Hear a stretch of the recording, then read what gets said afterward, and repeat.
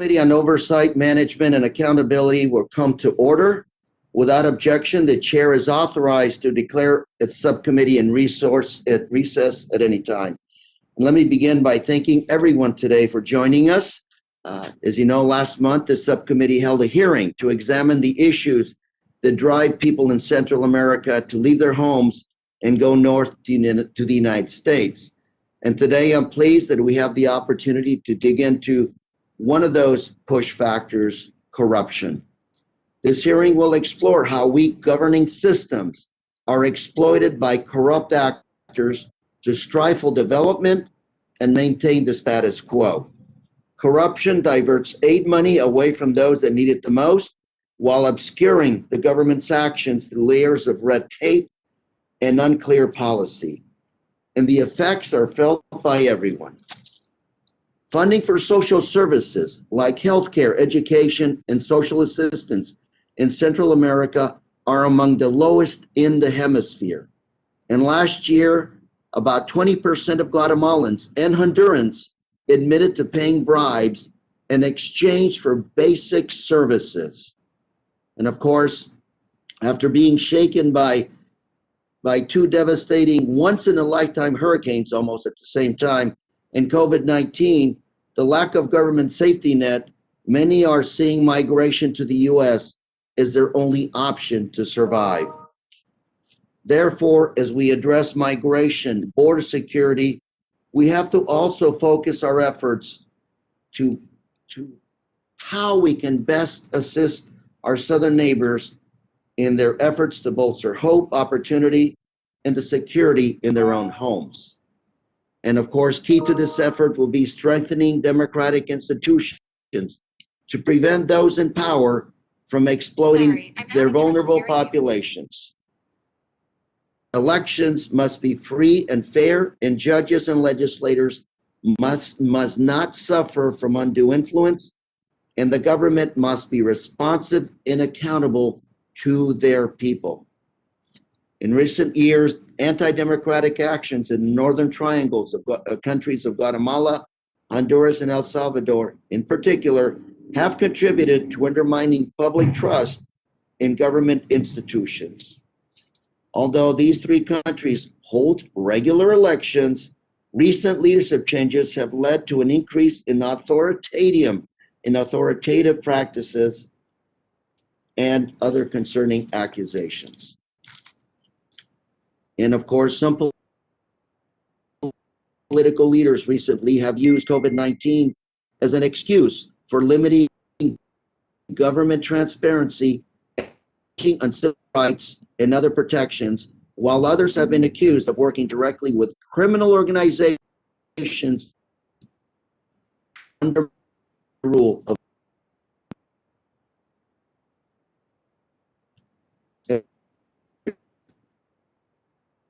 judicial systems suffer from a lack of independence, and all too often those who dare to issue rulings against corrupt leaders are threatened or removed from their position. And anti-corruption commissions established in each country to investigate and prosecute corruption have been hamstrung or shut down altogether by these leaders in recent years. Without fixing these broken systems, they will continue to be exploited year after year by those who benefit from keeping the system unbalanced. So I'm very pleased to hear that the Biden administration is moving ahead to combat corruption as a vital part of their plan to improve living conditions in the area. Just this week, Vice President Harris traveled to Guatemala to discuss a partnership on addressing migration push factors like weak governance. Vice President Harris announced the creation of an anti-corruption task force, which will include sending prosecutors from our Justice Department to help build corruption cases and strengthen the rule of law. Additionally, the Department of Homeland Security will continue to work closely with local officials in Central American countries to strengthen customs enforcement to prevent illegally obtained wealth from exiting the country and ending up somewhere. there's only so much we, the U.S. government, can do. We have to work closely with our partners in both private enterprise and civil societies to achieve lasting reform. And today I look forward to hearing from those of you today that can help us shed some light on these issues. Again, I thank all of you for joining us. And now I would like to recognize the ranking member of the subcommittee, the gentleman from Michigan, Mr. Major, for an opening statement. Welcome, sir. Thank you, Mr. Chairman, and thank you for holding this hearing today. The second that this subcommittee has held on the push factors and migration to the United States from the Northern Triangle. I look forward to getting a little bit further in depth on the issue of corruption in these Northern Triangle countries and gain some insight into what opportunities for congressional action to both improve longstanding regional challenges and mitigate the current crisis on our border. In addition to poverty, extremely high rates of crime and violence, recent natural disasters, and COVID-19, this area of the world is facing some truly daunting challenges. According to a global survey of 180 countries conducted by Transparency International, El Salvador, Honduras, and Guatemala are among the most corrupt countries in the world. Specifically, these countries face systemic and entrenched corruption in their criminal justice systems, election finance networks, and public procurement processes, which are often abused for personal financial gain of government officials. This widespread corruption undermines civil society and makes everything from doing business to raising a family incredibly difficult. Businesses, families, and communities are constantly fighting this uphill battle just to provide for themselves and for their loved ones. Before coming to Congress, I saw communities struggle with these kinds of crises and corruption around the world. I spent 2 years in Afghanistan as a conflict analyst and led disaster response operations to help other communities that have been impacted by natural disasters. We work to protect aid workers, delivering vital assistance to those in need. Providing needed international assistance, especially to our regional partners, is crucial. But if we aren't thoughtful and deliberate in allocating this aid, opting instead to pour large sums of untargeted money into struggling countries, we risk and will inevitably fuel even more corruption and have the opposite of the impact we intend to achieve. I saw this plenty of times in countries like Afghanistan, where despite our best efforts, the money that was being spent was only further fueling that conflict, dissatisfaction with the government, and an overall culture of corruption.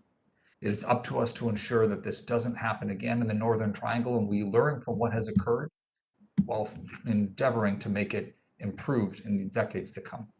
Widespread corruption in any country not only takes a financial toll, but also undermines the basic roots of a civil society and destabilizes everything it touches. As I stated in the last hearing, however, this administration has compounded the problems we are currently facing by failing to dissuade those who seek to come across our borders. And as a result, and although I do not fault those who seek a better life for their families as a natural human impulse, we find ourselves in a border crisis where too many individuals and families have made that choice to enter the U.S. because they have been encouraged by the current administration's rhetoric. There are many reasons why people in the Northern Triangle choose to migrate, however, and this is why we're looking at both those pull and those push factors, which we also explored in detail in the last hearing. But it's clear that we need to make sure we improve upon the current crisis we see today. Earlier this week, Vice President Harris did state that families should not travel illegally to our southern border, but at the same time shrugged off a question why she has not visited herself. As we know, this is no laughing matter.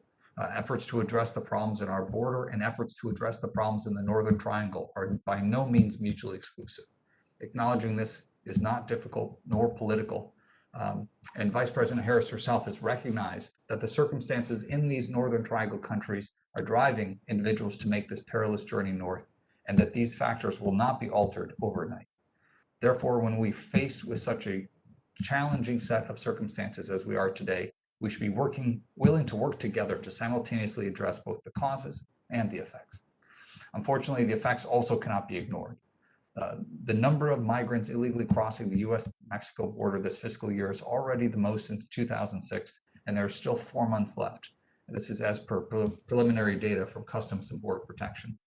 And the statistics we've seen and continue to see are startling. CBP on track to encounter more than 2 million migrants crossing the U.S.-Mexico border, more than 4 times the number in fiscal year 2020. 10% of individuals leaving CBP custody and testing positive in the Rio Grande Valley sector for COVID-19, and the migrant payments to the smuggler networks that are bringing them across, averaging $4,000. You know, a larcenous sum from individuals who have so little and only fueling greater corruption and criminality. To address these issues, the administration plans to provide over $300 million in funding for Northern Triangle countries and has proposed a $4 billion aid package to address instability and other issues in the region. Additionally, the Vice President has announced a new call to action to increase economic development in the region in an attempt to create greater incentives for the residents of the Northern Triangle to stay in their countries and be able to prosper where they live. Further, the administration announced it will form a Justice Department and Department of Homeland Security task force to pursue prosecution and asset recoveries related to corruption and to train law enforcement officials. I fear, however, that this may not be enough. Without addressing the deeply entrenched systemic issues in Guatemala, El Salvador, and Honduras, no lasting improvements can be made. This means that any funding going to these efforts should have rigorous oversight, should be measured against real metrics to track progress, and should include close collaboration between different government agencies who are engaged throughout the region. Without these kinds of effective program management mechanisms in place, there is little reason to believe that more money will lead to more progress on outcomes. This kind of long-term engagement will take sustained effort and focused attention, something that we in Washington can struggle to produce, but must endeavor to achieve. I'm hopeful that we will use this opportunity today to engage on specific strategies and potential solutions that Congress and the administration can pursue together to address these challenges in a responsible and effective way. Mr. Chairman, thank you again for holding this hearing, and I look forward to hearing from our witnesses. And with that, I yield back.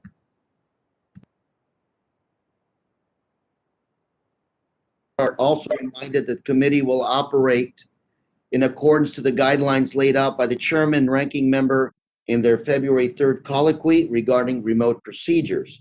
And without objection, members not on the subcommittee shall be permitted to sit and question the witnesses.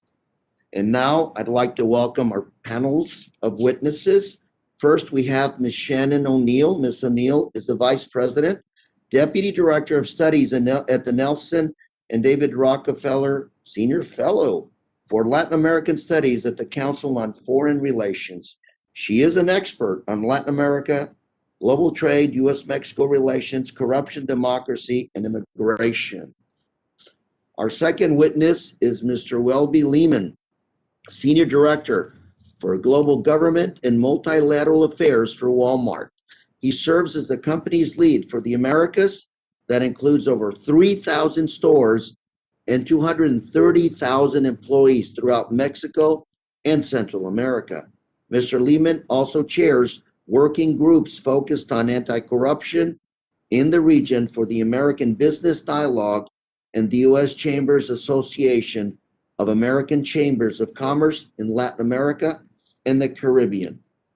Our third witness, Ms. Claudia Umaña Araujo, President of the Salvadorian Foundation for Economic and Social Development, known as FUSADES, which is a nonprofit dedicated to improving all aspects of society in El Salvador. Prior to joining FUSADES, Ms. Umaña Araujo served almost 10 years as the Director of Trade and Commercial Policy for El Salvador's Ministry of Economy. And our final witness, Mr. Matthew Rooney, Managing Director of the Bush Institute SMU Economic Growth Initiative at the George W. Bush Institute. In addition to analyzing the impact of NAFTA on economies of the U.S., Canada, and Mexico, Mr. Rooney's work has focused on building a network of thought leaders in Central America committed to promoting economic policy reforms. And without objection, the witnesses' full statements will be inserted into the record. And now I will ask each witness to summarize his or her statements for 5 minutes. And I'll begin with Ms. O'Neill. Welcome again. Great. Thank you very much, Chairman Correa. Thank you, Ranking Member Meyer, and thank you, members of the subcommittee. It's a real honor to be here testifying before you today. And I'm grateful to have this opportunity to discuss U.S. policy options to address corruption in Central America. Now, corruption in Central America, as we have already begun to talk about, it is pervasive, it is insidious, and it is systematic. These nations consistently rank at the bottom of Transparency International's corruption-focused surveys, as the ranking member has already highlighted. And polls reveal, as the chairman has highlighted, polls reveal that significant percentages of Guatemalans, of Hondurans, of El Salvadorans are asked for bribes or deal with graft as they go about their day-to-day lives. And this corruption holds these nations back in many ways. Most directly, there's just less money for basic public service or for bigger, more ambitious economic development projects that could make a difference. The impunity that allows corruption, it also opens spaces for gangs, for criminal organizations, and for violence that destroys families, it destroys small businesses, and it tears apart communities. And the blatant and repeated flouting of democratic norms and principles of fairness, it leaves so many without hope that things can get better at home. So corruption, as much as any other individual factor, spurs migration north. It's also one of the thorniest problems to address, as the money for programs that can lessen poverty or reduce violence, they can also fuel rather than diminish corruption, as we've begun to talk about already. Yet the pervasiveness of this challenge of corruption doesn't mean the United States can give up or should give up on Central America. If the United States truly wants to stem migration from this region, it will have to play a part in the region. And so what deep-seated corruption does mean is that the United States needs to take a more expansive approach to its involvement into the nature of the foreign assistance it provides to Central America. So I'd like to propose 3 different categories or 3 different ways that the United States can address this specific root cause of corruption. So the first is that when providing aid, the United States can go around these somewhat corrupt governments. There are many economic development programs, violence prevention programs, youth-focused programs that have shown real promise in changing the livelihoods in Central America, as we talked about in the last hearing, and also changing the calculations of would-be migrants. And so to make sure that the US taxpayer money that goes to these types of programs is used most effectively, whenever possible, these programs should be set up to work directly with NGOs, with civil society, with parts of the private sector, or with other local entities that use this money in more transparent ways. And often this will not be the public sector. The second thing the United States should do is to address corruption head on in Central America by funding programs that go after corruption explicitly. So this can mean internationally funded anti-corruption investigatory bodies, as have existed in many of these countries before. This can mean requiring technical advisors or requiring the creation of inspector generals and ministries that receive US funding. This means helping these governments or requiring these governments to have this type of oversight. And then thirdly, the US should use its justice system and its legal tools to take on corrupt actors in Central America unilaterally. So many of these ill-gotten gains end up flowing through the US financial system, or they are enjoyed on US soil. They buy real estate, they support vacations, or they educate children and students here.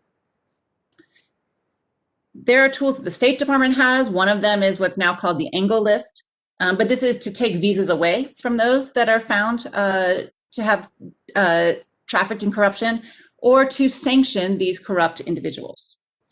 The Treasury Department also has tools, and one of those that I think should be expanded is FinCEN, which should dedicate resources toward investigating Central American corruption, not just other types of counterterrorism or other types of corrupt and illicit financial flows.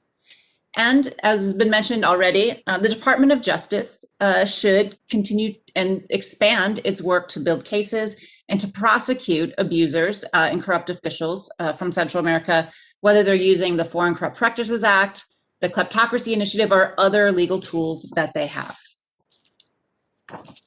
Things will not get better in Central America without tackling this underlying issue of corruption. We all know that here. And so I thank you for making that the focus of this hearing. Thank you.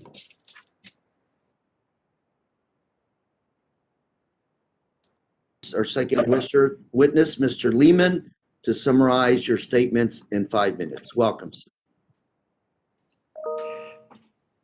Thank you, Chairman and Ranking Member, and each subcommittee member for your leadership in this.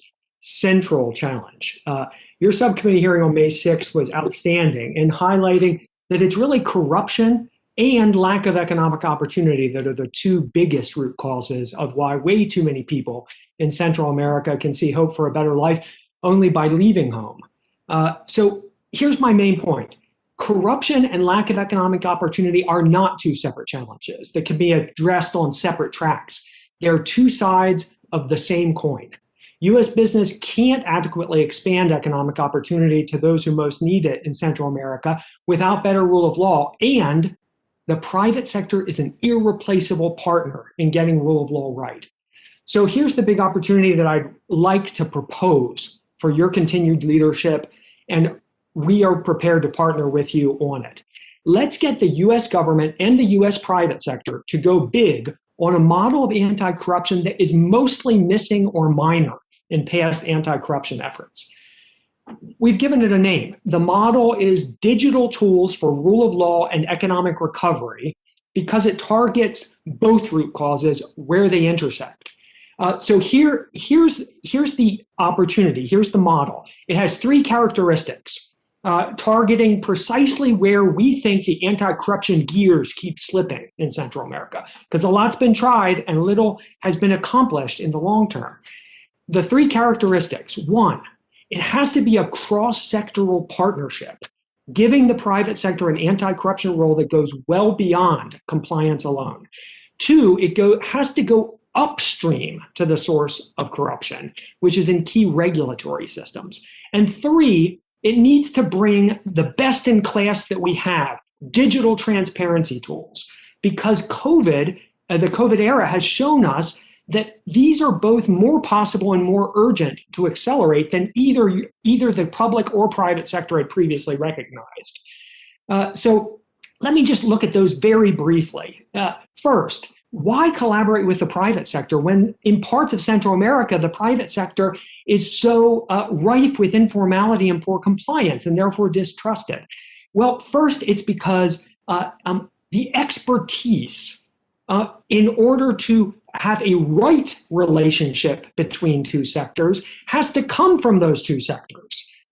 Secondly, the incentives for those in both sectors to do the right thing when they don't want to needs to come in part from the benefits that they get by engaging with those who are seeking to do the right thing and are doing it at best-in-class levels. So that means that, for example, the goal is to maximize the ability of U.S. businesses to encourage Central American businesses to formalize and to improve their standards in order to be able to be integrated into our supply chains. That's one example. Secondly, what does it mean to go upstream? So the basic idea is that so much anti-corruption work is necessarily downstream with actors in the justice system, but it leaves out the fact that most of this corruption comes from four regulatory systems that are critical to the success of U.S. business to be able to expand economic opportunity to underserved communities and integrate those who are least included. We have to fix rule of law there first. So that means go big on regulatory systems and getting the rule of law right there. What are those regulatory systems? Tax, customs, permitting, and public procurement. If you can fix those, just think of the ways in which U.S. business can expand economic opportunity through supply chains and investment in ways that will increase the incentives and therefore create a virtuous cycle that those that didn't really want to get with the new standards start doing so because it benefits them. Digital tools are key. So imagine, for example, using a Mexican best practice, a mandatory electronic invoice. If we know that our suppliers or potential suppliers, including MSMEs, need to pay their taxes and will pay their taxes because they know that the tax authority gets a copy of the invoice electronically, then we're able to make a commitment to going much bigger in integration. And then that creates the virtuous cycle. The same thing happens in customs with single windows. We can get more into the TFA single windows. Also in licensing and permitting, we have huge investment plans potentially in underserved communities, but if those underserved communities happen to be the very ones that struggle to provide for non-corrupt licensing and permitting systems, then U.S. business pulls away. And then we're in the vicious cycle instead of virtuous cycle. So let me just close by saying we need to go big on this. This is the moment, because COVID has shown that it's in everybody's interest, even those that don't really believe in compliance, to support digital for at least resiliency purposes. So let's take advantage of that, go big on digital transparency for rule of law and for economic recovery. And we need to do it in cross-sectoral partnership with you. Thank you very much for your testimony, Mr. Lehman. And now I'll call on our third witness. I'd like to recognize Ms. Umanya Arajo to summarize her statements as well in 5 minutes or so. Welcome. Thank you, Mr. Chairman and Ranking Member, for the opportunity to testify before this subcommittee. The aspect that I would like to convey is that Central American civil society is and will play an important role in promoting a long-term vision on the structural changes that need to be made to address the chronic conditions that create the push factors. Today, we need to stabilize and maintain our young democracies. On this front, public corruption and weak rule of law are the most persistent and long-standing challenges for the strengthening of democratic institutions and sustaining inclusive social, economic, and environmental development in the region. We have been raising awareness on how corruption has eroded democratic norms, exacerbated poverty, widened social inequality, and contributed to the conditions that force migrants to leave their homes. And I would like to address the elephant in the room. Why corruption and migration are still a problem in countries where the US taxpayers have contributed so much. Your collaboration has been a catalyst for good governance, and you have been a strategic ally. The United States has invested around $1 billion in my country between the first and the second Millennium Challenge accounts, vaccines, and donations to reinforce security, support economic growth, and institutional strengthening. For this, we are very grateful. In terms of the fight against corruption, the cooperation has helped also unite the civil society through a just cause. I would like to share a benchmark of US cooperation, one that enabled the creation of a group of diverse civil society members that promoted the enactment of the Freedom of Information System and the fight against corruption in El Salvador. But putting it all together was not easy. It required years of advocacy to pass a Freedom of Information law. But when it did, it turned out to be the top 5 legislation of sunshine laws across the world.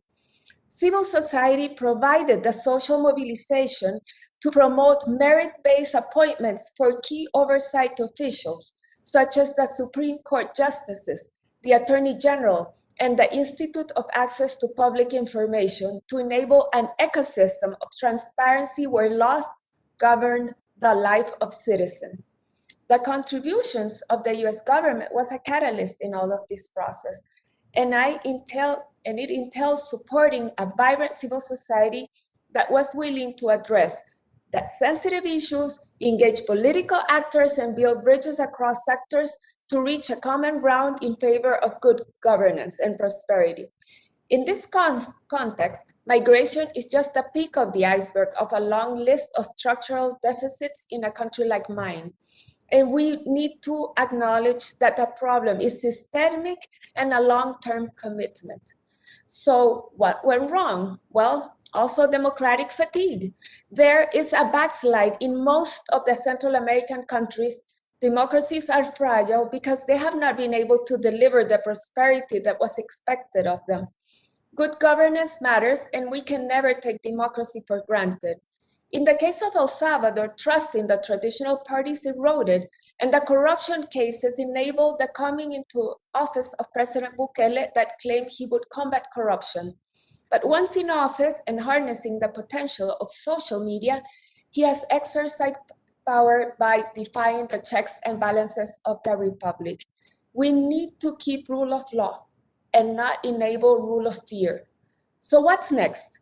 At this time, I can assure you that civil society is still a very important ally for the United States, in spite that every day the civic space is deteriorating and shrinking, and the access to information, freedom of expression, and association are currently in danger.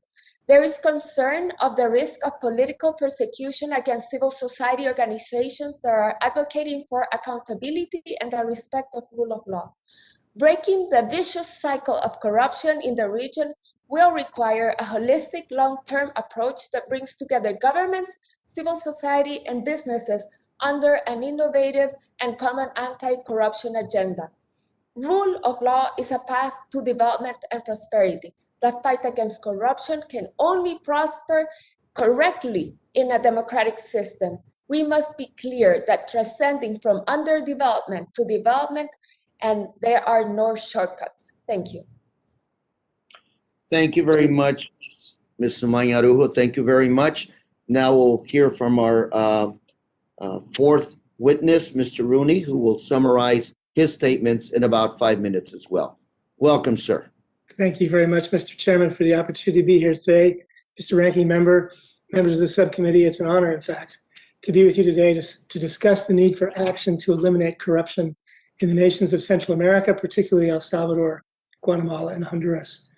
The George W. Bush Institute may not be well known outside the Dallas Beltway. We are a think and do tank located in Dallas, Texas, founded by President and Mrs. George W. Bush when they left the White House in 2009, with an agenda that follows up on many of the areas of public policy that particularly motivated them, in particular free trade and freedom around the globe.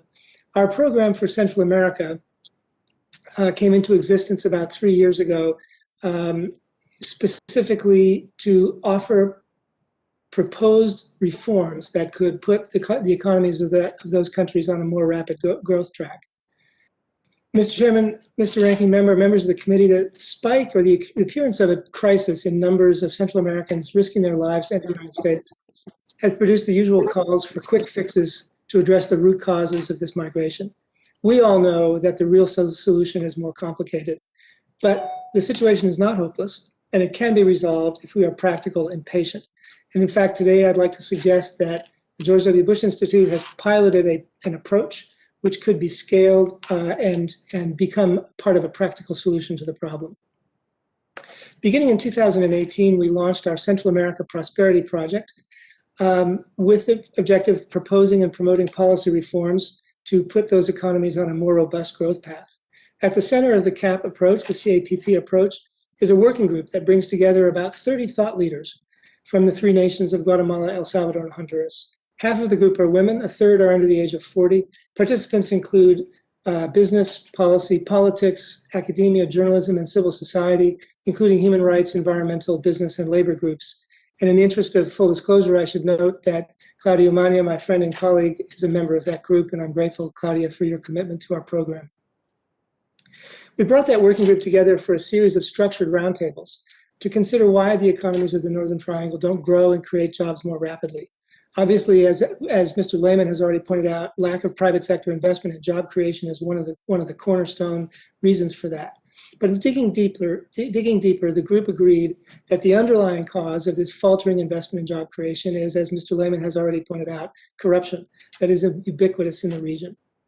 So working with private sector colleagues in the US and elsewhere and academic partners, we concluded that the wider use of digital technologies, here I'm echoing Mr. Lehman again, my friend and colleague, the wider use of digital technologies for access to government services in particular would curtail opportunities for both petty and grand corruption, make government more transparent, and begin to restore public confidence.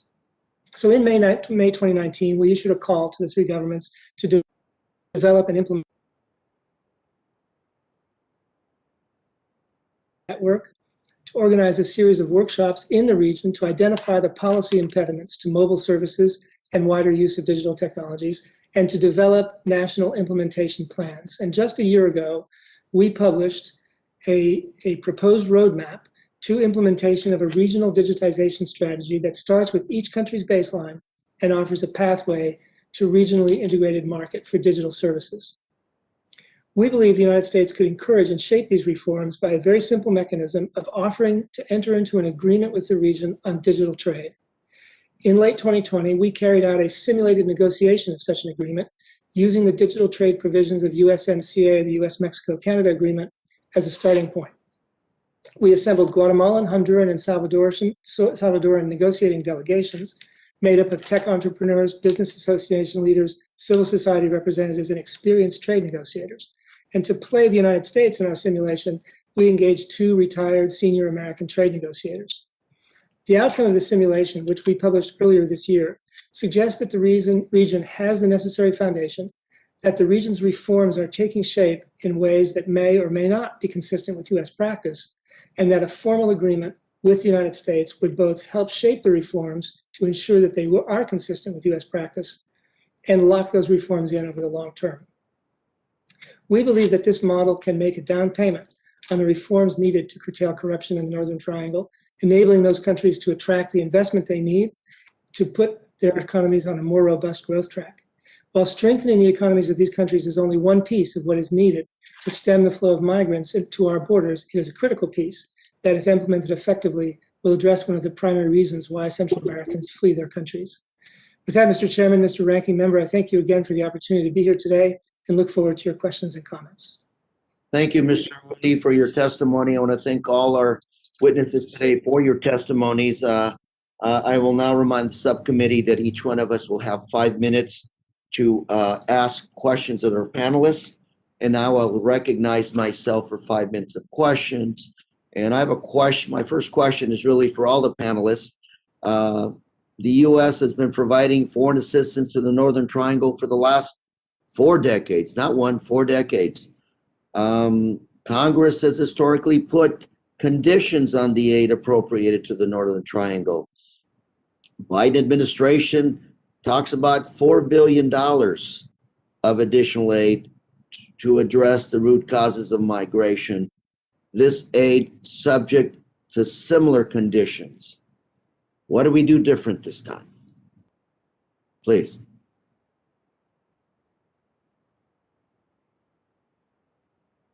Ms. O'Neill. I'll start. Thank you. I'll turn it over to my colleagues. I do think one thing that we have not done in Central America is use U.S. tools unilaterally. And that is something we can do. So whether that's Department of Justice, whether that's Treasury and investigations, whether that's some of the new tools that the State Department has, we can't just expect Central America to come along. In the end, we cannot solve this problem without willing partners in Central America. And I think those are the people Claudia is talking about, civil society, that Welby is talking about, business, all of those matter. But I think one thing that we have not done consistently or with much force prioritizing is to use the tools we have here in the United States. Thank you, Ms. Sumana Aragao. Yes, Claudia. Thank you. I totally agree with Shannon. I think we have very limited resources because the institutions are so weak. But this morning I've heard very innovative ideas. Well, first, we have to use the tools, but with a modernizing view, the digital agenda, and of course, using the resources that you have in the region. I mean, civil society can play a better role, more decentralized, than only talking to governments. So I think that it's using the same tools, only the new ones that are modern, and the actors in a different context. Thank you. Mr. Lehman. I just focus on 3 differences from the past. One, stop stovepiping. The idea of having economic inclusion or economic opportunity projects on one side and rule of law on the other, put the private sector on the one side, civil society sector on the other, doesn't work. because of this leaky bucket problem. You're pouring a bunch of economic opportunity money in to a bucket that has a rule of law hole at the bottom. So partner specifically with the private sector, including the AmChams as U.S. standard businesses, on rule of law, but in particular on rule of law that gives you a twofer. It's the part of rule of law that really, if it improves, will maximize economic opportunity effects. So that's why this Digital Tools for Rule of Law and Recovery project focuses in on that. Mr. Rooney. Thank you, Mr. Chairman. So I have a couple of observations. I agree with everything that others have said here today in response to your question. One thing I would note is that when we talk about the root causes, fundamentally the root cause of the region's instability and also in the migration from the region is the fact that the region is in the middle of a demographic boom. Very youthful populations, thousands of young people entering the job market each year and finding a lack of opportunities. The United States and even Mexico, meanwhile, are in a demographic stability or even contraction phase. So it's almost inevitable that there's going to be some movement of people from those countries to the United States simply because of the demographics.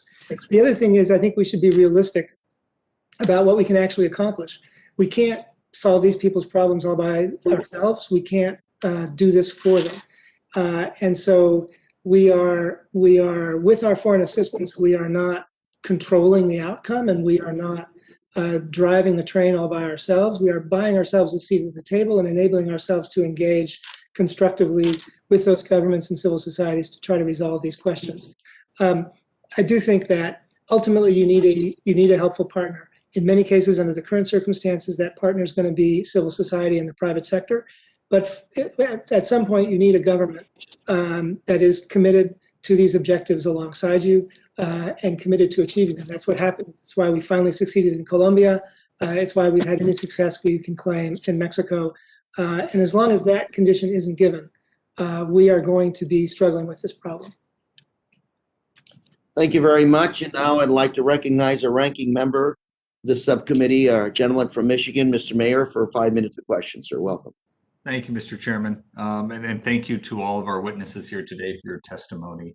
I want to drill down on something that Ms. O'Neill said. You mentioned the focus on, or our opportunity in answer to the chairman's question, the opportunity to use more of our governmental tools and to not be afraid of taking some unilateral approaches. One thing that didn't come up in the testimony today, but is something that I've seen in other locales, and I fear may be the case in the Northern Triangle as well, is where differing parts of our government may have differing objectives.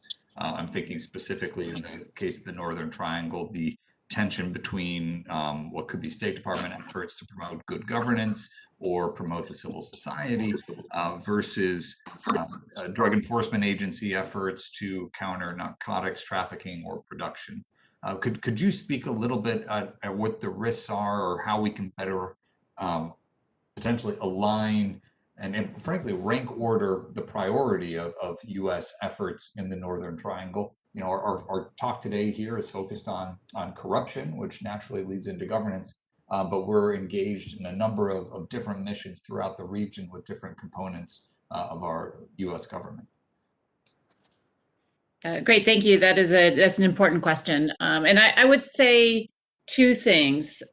When we have seen the U.S. government work better on priority issues, for instance, with Mexico in the past, it is when someone above some of the levels of the operating levels of the assistant secretary or the like brings those all together. So I think in this, having Vice President Harris as the point person makes a big difference because you can bring everyone to the table and sort out some of those differences. And I'm not even sure in many of these cases it is that they have different agendas. I think it's just that they have particular agendas that are operating in parallel and not engaging in ways that would be constructive and useful. So I think that is just on an interagency process, having a principal that has influence and weight, and obviously the vice president is the person to do that, or one of the people to do that. I think that is important. the thing I would actually say with Central America is, or one of the challenges for our government and for you all is that part of it is not just different, it's not different agendas, it's that some of this is not yet on people's agendas. And I will just use FinCEN as an example here. This is an agency that is incredibly important for the United States, but it's an agency whose budget is somewhere in the range of $125 million, and it has 300 investigators. And these individuals are in charge of tracing all the money from every counterterrorism, case around the world, ISIS and Al Qaeda and all kinds of other organizations that, we rightly worry about.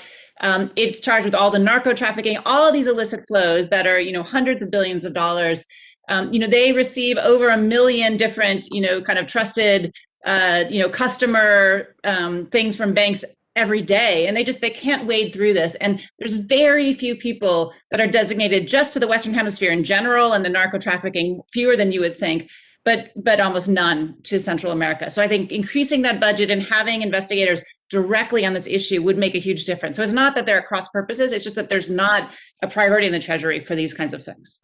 Well, and thank you, Ms. O'Neill, and thank you also for raising the attention of you can't have corruption without having a place to put the money. You can't take that bribe, or you won't be engaged in that on a massive scale if you're not able to expatriate the funds or otherwise have access to international banking and financial networks in order to put those to use for your own benefit. So, tamping down on that side, at least we've seen this against criminality and narcotics trafficking, raising the cost of that and frankly trying to tip that incentive scale is important as well. And I wanted to turn next to Mr. Rooney. You started to go through some of the brief outlines of the Central American Prosperity Project. I wonder if there's anything additional you think you should share beyond what was offered in your testimony, sir. Thank you for that opportunity, Ms. Mayor. I appreciate that. One of the objectives that we pursued in that project was to build a network among our Central American friends. It's frankly a bit of a payoff from that initiative that Ms. Umania is here with us today, because we also wanted to bring our friends in contact with decision makers and political influencers inside the United States, and particularly in Washington. And so the network that we have built actually represents a group of people who are committed to their countries, committed to trying to find resolution to their country's challenges, understanding that in some cases those challenges are greater than their countries can deal with all by themselves, but they're committed to their countries, and they are committed to one another, they're committed to the network. And we have found it possible to work through that network, to explore questions of current events as they arise. There's been a lively discussion among that group about the Bitcoin issue in El Salvador over the past number of days, for example.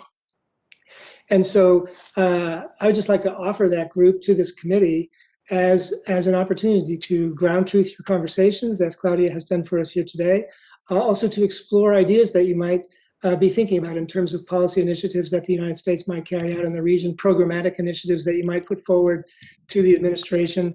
Our network puts you within 1 or 2 degrees of separation of an incredibly wide array of Central American society. And we're happy to coordinate conversations with the network such that you can get a kind of a firsthand sense for how a given programmatic program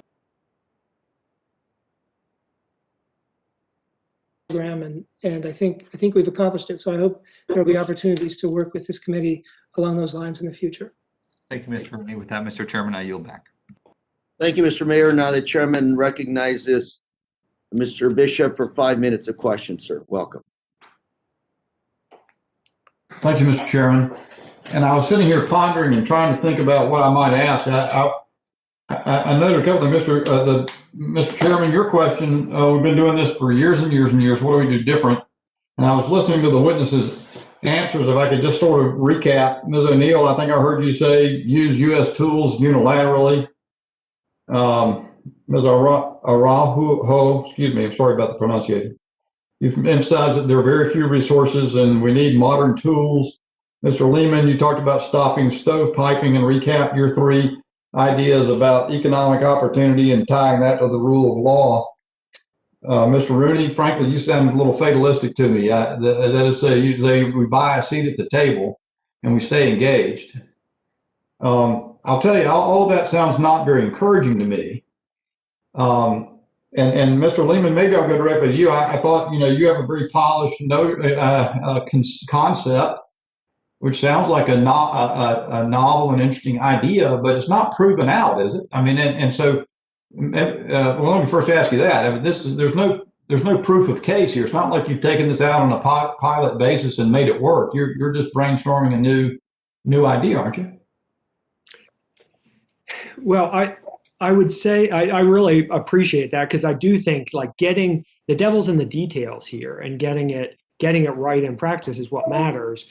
I do think that the COVID era is a just change in opportunity to another magnitude for a number of reasons. One, I mean, just the amazing paralysis of regulatory systems during the COVID era that were paper-based and person-based means that a bunch of folks that, as a general matter, are seeking to undermine efforts like digital transparency when we try them in other contexts, now have an additional reason of their own, that is resiliency, to support digital transparency. So in some ways, you get exactly what you want in a difficult situation like this, in that you can potentially identify each of the stakeholders that are necessary for success and get them all aligned based on interests. Mr. Lehman, I don't want to interrupt you, and I get it, but I've only got a couple minutes to ask questions.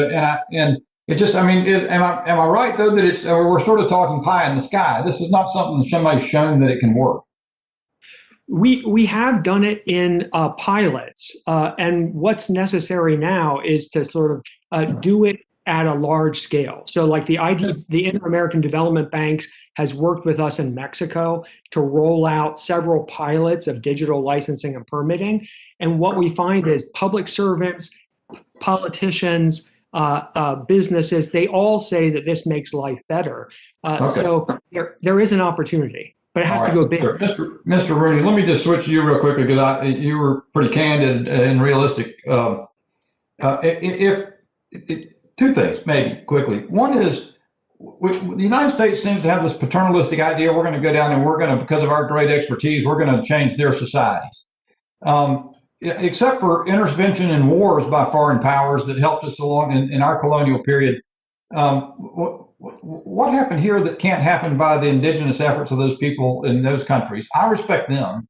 And I think that the notion that we're going to nation build and use our tools unilaterally there seems like we're going to get more of the same that we've been having for 40, 50 years. What about that? And are there any pull factors in the United States that we can more effectively address with our money than send it down there for more of the same? Great question, sir. I think it might take us a little beyond your 5-minute limit, but let me just try. You called me a fatalist. I like to think of myself as a realist. Maybe the distinction isn't important. In any case, I do think that ultimately these problems are going to be resolved by the people and the governments of these countries themselves. And the most we can do is push them in the right direction. I think if you look back over our history as a nation, you see there were numerous periods when we made mistakes, we made policy mistakes, we fell victim to corruption. We addressed that by, in some cases, creating watchdog agencies to discipline it. In other cases, by creating a kind of a social expectation or a political norm that we wouldn't fall into those temptations. So I think, in answer to your specific question, what's happened here that couldn't happen there? Nothing. I think it's an accumulation of experience, and as we get governments that are committed to this fight and are willing to make political sacrifices to pursue this fight, I think you'll see progress take place. I also think, just briefly on the subject of fatalism, those 4 decades of American assistance have in fact contributed to a transformation of that region. Anybody who's been involved in that region over those 4 decades, my own personal experience with that region stretches back 20 years, and it is a vastly changed, and I would submit improved situation in many ways. Obviously, the problems that exist. I'm not denying that. And I think they are in the interest of the United States to try to wrestle with. But I think the process of finding committed domestic partners, empowering those partners, making sure that they have the resources they need to succeed, That is the work of decades, not years. It can succeed. We've done it in other contexts, and I think we can do it in this context. Thank you, Mr. Chairman, for your indulgence. I yield. Thank you very much, Mr. Rooney. And what I'd like to do is go for a second round, if that's okay with the ranking member. Second round of questions, and I'll start out with myself for 5 minutes. And Ms. O'Neill, you said something very interesting, which is prioritizing our objectives, my words, not yours, in Central America. Drugs, drug interdiction, corruption, economic development. And another one that hasn't been mentioned is communism. Translated, Russian, Chinese influence in Central America. Is this something that is a major factor right now? And before you answer that question, I'm thinking to myself, it's not communism, but rather the influence of other emerging powers around the country in our own backyard. How does this fit into the equation? Well, thank you. There has been in Latin America, there has been significant influence and influx from both Russia and from China. Russia has been much more about disinformation, and we have seen that in several cases, trying to disrupt elections or increase polarization in countries within the region. And China has often been a much more heavy commercial hand, but we are seeing an increasing interest in the Chinese in feeding into and controlling, for instance, when various countries put in 5G or other types of infrastructure systems, telecoms and the like, and would have control of those. And so those are bigger within the region, are bigger discussions to be had. In Central America has not been a particular focus or the priority for these two countries, but they are there as well. And as we know, these are small countries. And so a small amount of money from either of these two countries can be quite influential. So I do think that is a challenge.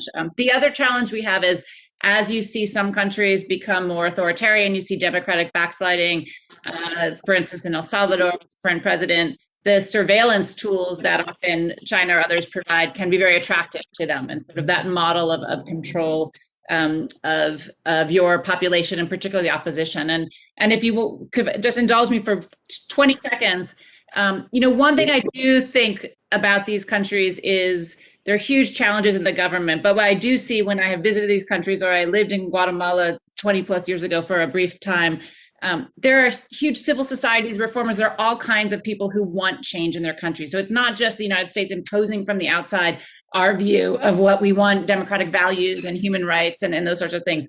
There are huge populations there. And so I see that more as we are helping actually majorities of these populations that care about corruption. And when you look at polls, this is what people care about. They want to get rid of it.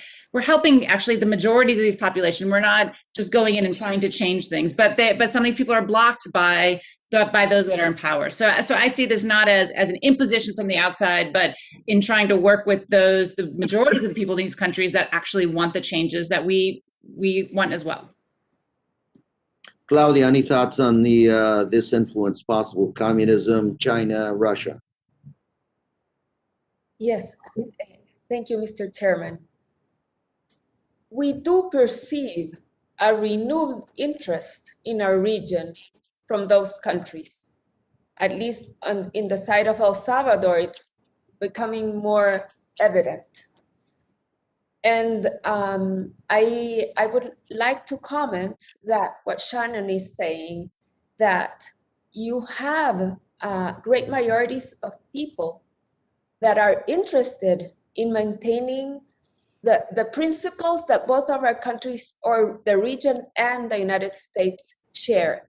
Because let's be truthful, what are the other countries offering? Are economic, probably goods to these countries, but there's no principles behind them. And the general, the general population, they want these better conditions of living, and we don't perceive as the other countries, China and Russia, dedicated to the well-being of the general majorities. So I believe that we can partner up, because If not, the spaces that we currently have with civil society will close down, and then we will be left, only with the tools that you have unilaterally in the United States. I mean, those are still going to be in the table, but our capacity to be part of the equation it's eroding very fast in the region. And let me just say, Claudia, that I hear what you're saying, and I'm trying to, in my mind, very quickly make a distinction between the China-Russia economic geopolitical interests in Central America versus the United States. And I would say this is our backyard. We have an interest in economic development, but also developing those civil democratic institutions, because when things go wrong in Central America, we in the United States feel it. One way or the other, we're going to feel the implications. When things go wrong in Central America, China and Russia are probably not going to feel it. But we are, and we have a vested interest in making sure, we're not an empire. We're trying to control outcomes, yet we don't want to be an empire. So we have a very interesting challenge before us to make sure that our backyard is well maintained, so to speak, that we work on good democratic institution economic development, because these are our neighbors. And so, that's what I'm trying to figure out in my mind. And as Ms. O'Neill said, all these competing interests, trying to figure out how to put them together to make sure we come up with some good public policy that's a win-win all the way around. I'm out of time, so I'm going to call on our ranking member, Mr. Mayor, for for your set of questions, sir. Thank you, Mr. Chairman, for going to this other round, and thank you for your previous question as well. I'm in agreement and overall sympathetic with the point Mr. Bishop raised about the challenges with, especially America's legacy of involvement in a region that has all too often not augured for the benefit of folks in those countries, and that has not been promoting stability. At the same time, in the moment we are at, recognizing that the efforts to create sustainable, stable modes of governance will support not only the benefit and the prosperity of the people, but also the prosperity of our shared continent and region. And where we have seen all too often across the globe are Russian and Chinese interests, and in Central and South America, Chinese investments obviously a far greater concern than Russian, but where those efforts have been aimed at destabilizing, aimed at creating conditions that can be exploited for a short-term geopolitical benefit, rather than a broader sense of the rising tide, helping out the entire region. And we have tremendous opportunities to grow closer as a continent in ways that can not only shift our economic dependence on China and on Indo-Pacific trade, but also promote stability, promote the rule of law, and promote a prosperity that will then ease the pressure that we've seen on migrant flows. Now, again, I said this in my testimony, that is going to be a multi-year or a generational effort to better promote and integrate the Americas. But I certainly am appreciative that you're drawing light to that in your questions. And I want to just raise one more that I mentioned in my first round of questioning about how American governmental efforts have at times, if not been at cross purposes, have not been necessarily as aligned as they could be, and gave the example of counter narcotics efforts. I know we've seen a pretty strong, and to which Ms. O'Neill mentioned potentially greater funding for FinCEN at the Treasury Department in order to crack down on some of that offshoring of corrupt assets.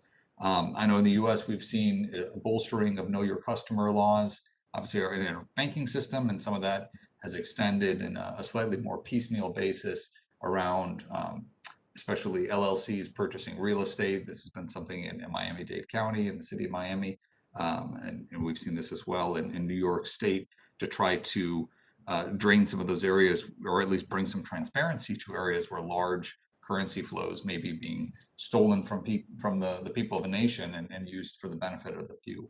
Are there any additional ways in which current U.S. domestic policy may be inadvertently creating the conditions that aid corruption in Northern Triangle countries? And I'll just open that up to our set of witnesses.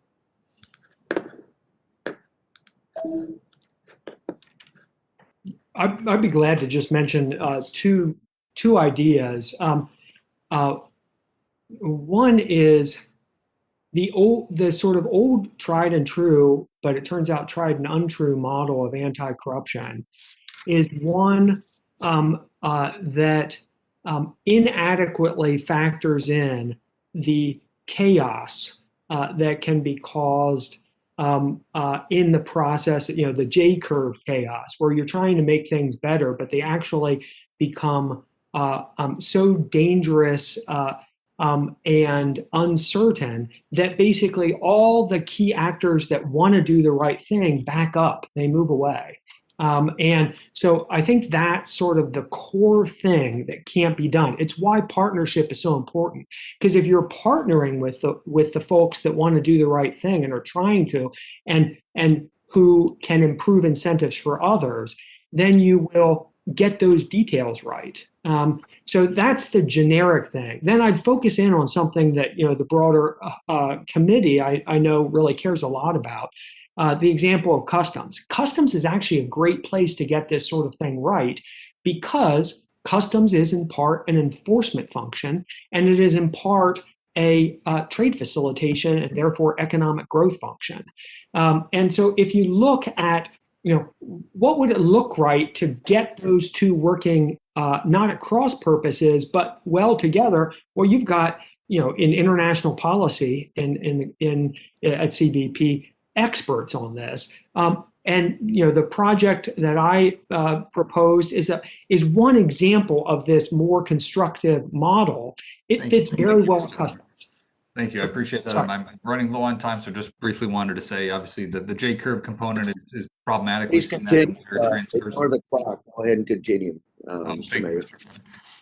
The J-curve component, where the initial destabilization that may have can lead to some unintended negative consequences. We've seen that in other countries, specifically in the counterterrorism realm, with them just, if they can't fully know the customer, so they shut off everything, and it can potentially create more harm than good.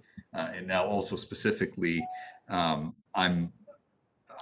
curious, and if the chairman will indulge, I'd love to ask this question to the group: if there are any concerns that efforts to tamp down on money laundering, especially if it's within a country, that ways in which that could encourage investments that may otherwise, although illicitly, be going into the economy of that nation more broadly, potentially routing that then through criminal networks because of the greater enforcement. Are there ways in which we may be in our best efforts to achieve stability, undermining it by pushing what is in a gray zone, but obviously corrupt, pushing that straight into a black market and greater criminality? If I may, Mr. Ranking Member, two things come to mind in this conversation. One is, you mentioned know your customer.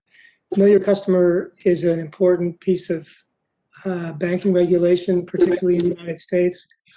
It has the unintended effect in places like Central America of making it more difficult to get people who are not previously in the banking system into the banking system, because we're talking about people with very modest means. They're very small accounts, and therefore the banking system finds the expense of properly administering know your customer regulations to be prohibitive in terms of providing service to those people. So that is an unintended consequence of that regulation.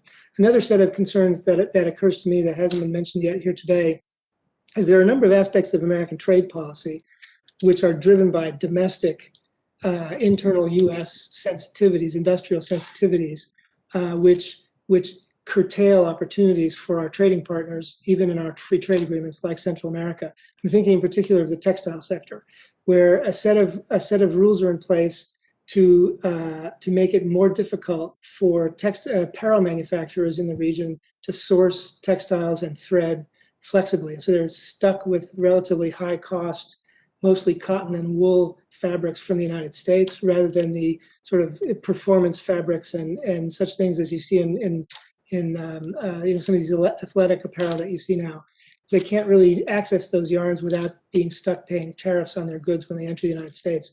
So that's an example of something. I understand the domestic political sensitivities that represents, but it is curtailing job opportunities and investment opportunities in Central America.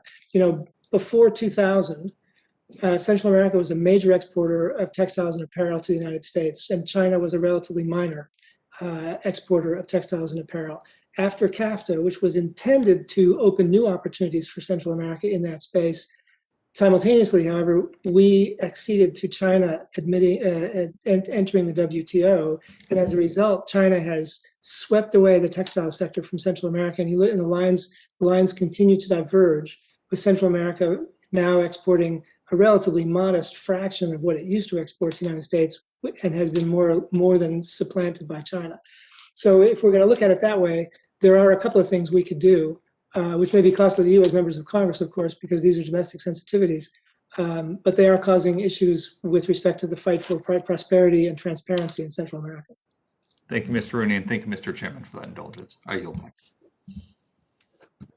Mr. Bishop, you're recognized for 5 minutes of questions, or a little bit longer, as the case may be.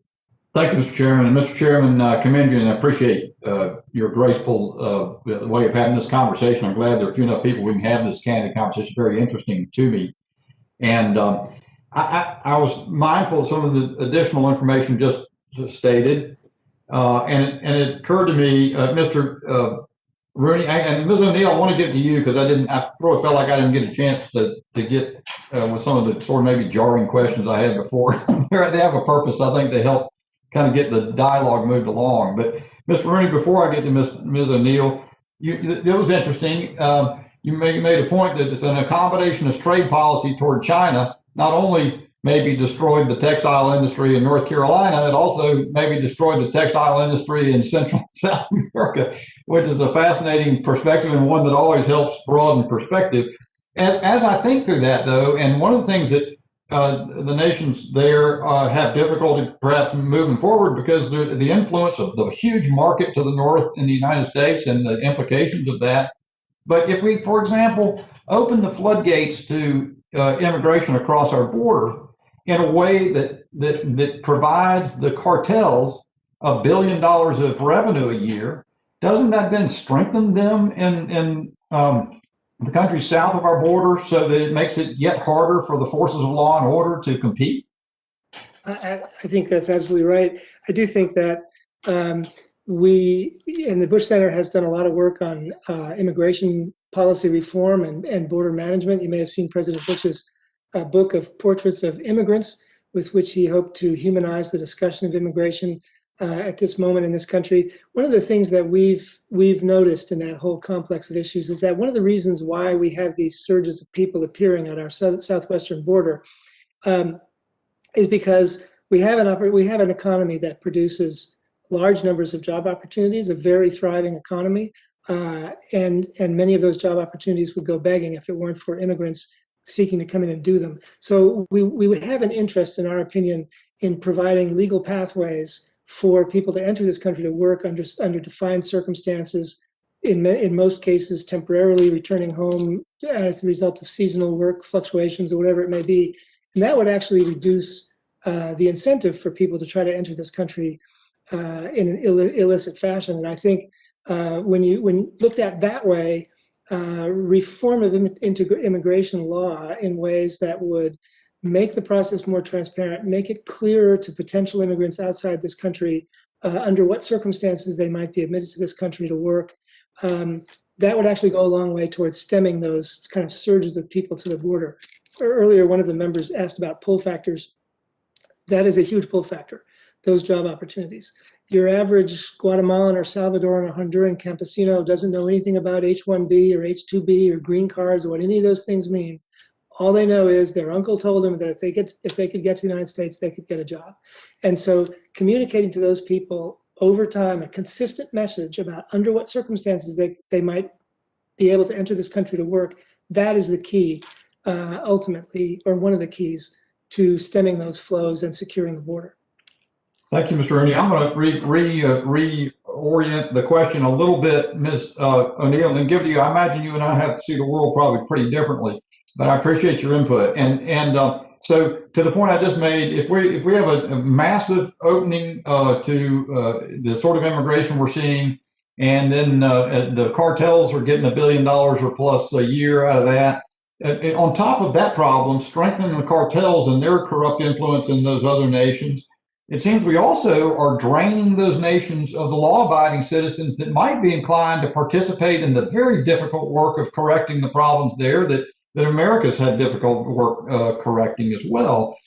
At the end, when we talk about, I mean, when the administration goes in and says, we're going to spend $4 billion down there, it's like a drop in the bucket compared to these other influences, it seems to me.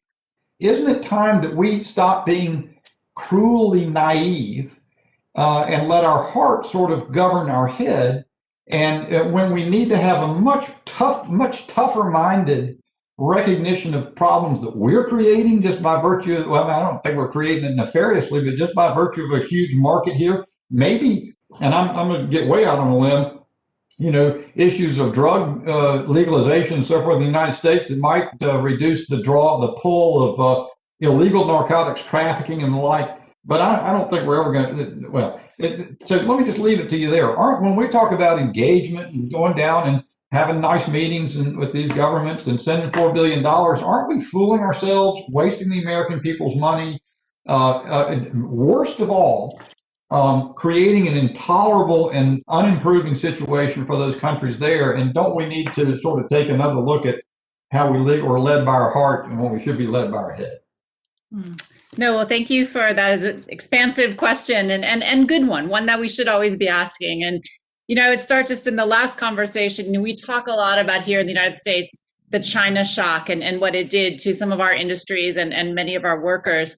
And I would argue that the China shock on Mexico and Central America was much more acute and difficult for their economies than for ours, because their workers are much more competitors with, you know, the billion Chinese that were coming in from the rural areas to the urban areas than most of our workers, because we, you know, on average, the US population is more of a middle educated or higher educated. So these countries over the last 20 years are struggling just as much with that shock, if not more, than frankly we are here in the United States, and with many fewer resources. So I think before we throw up our hands and say, oh, you know, there's nothing to be done there, I think we also need to recognize that they've had a shock that is now fading as China's demographics change and as their geopolitical focus and things change.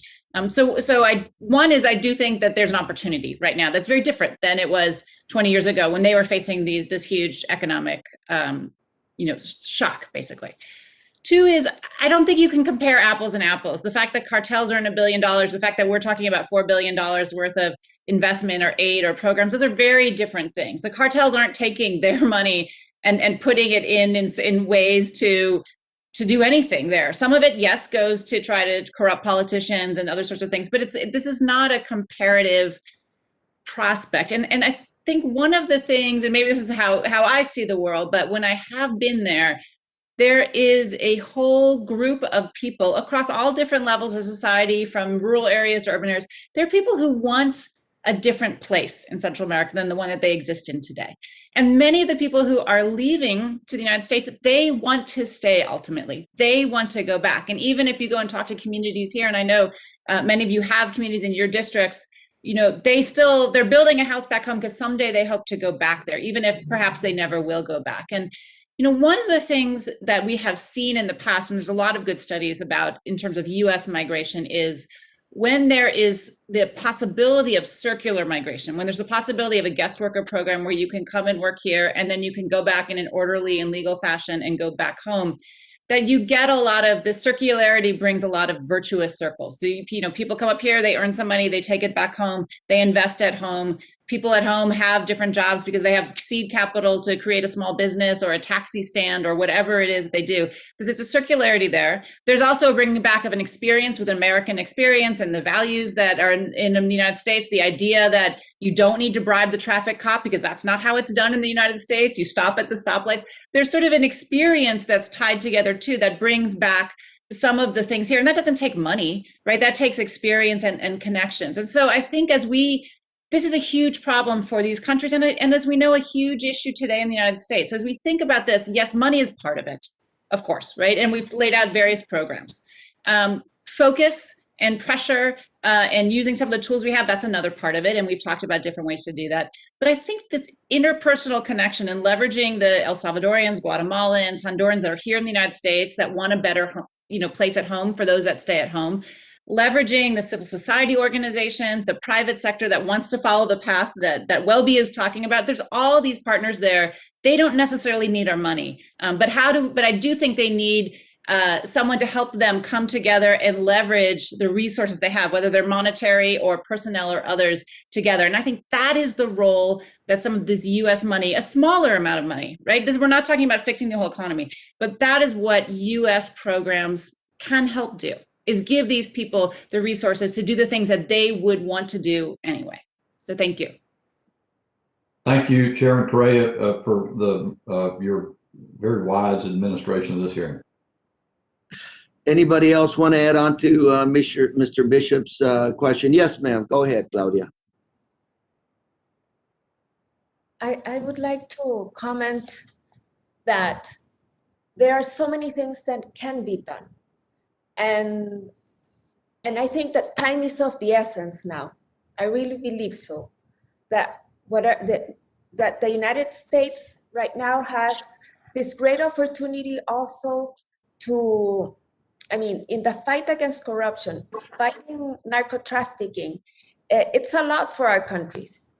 And we tend to go back to the United States looking for cooperation, but also to World Bank, to the IDB, to the IMF, and the United States has also something to say about those multilateral organizations.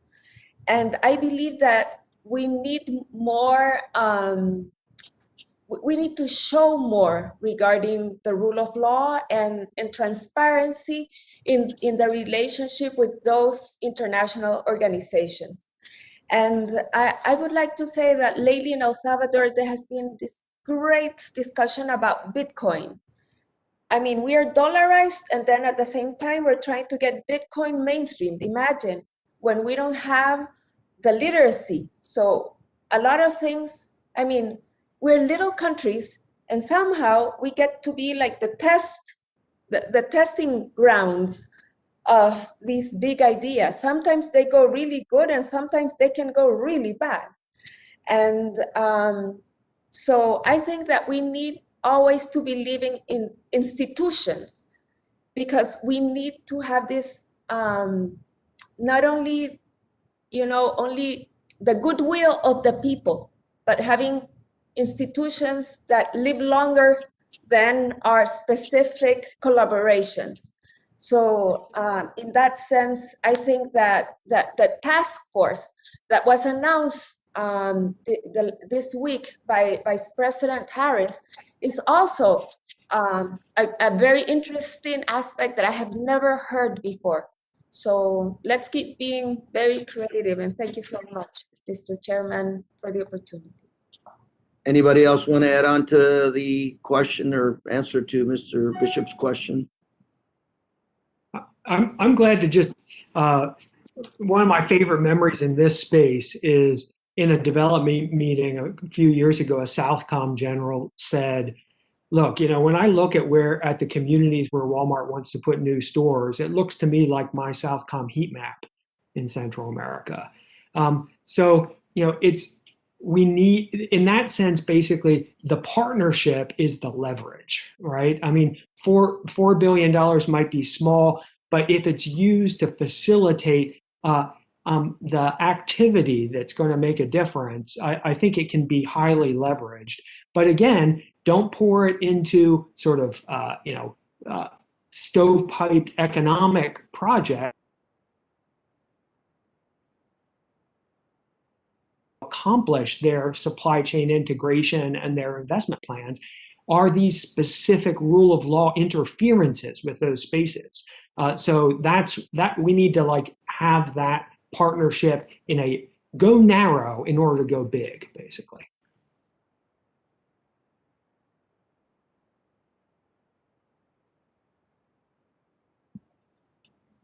Mr. Chairman, you may be on mute. Would you like to add anything on to this one?